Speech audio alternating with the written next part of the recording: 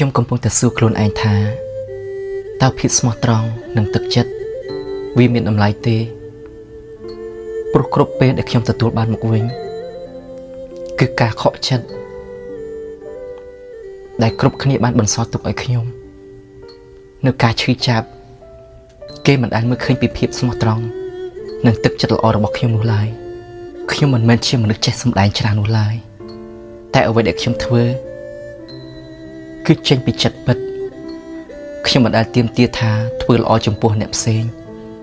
និងទទួលបានផលមកវិញនោះទេតែអ្វីដែលខ្ញុំធ្វើទៅគឺវាមានក្តីសុខផ្លូវចិត្ត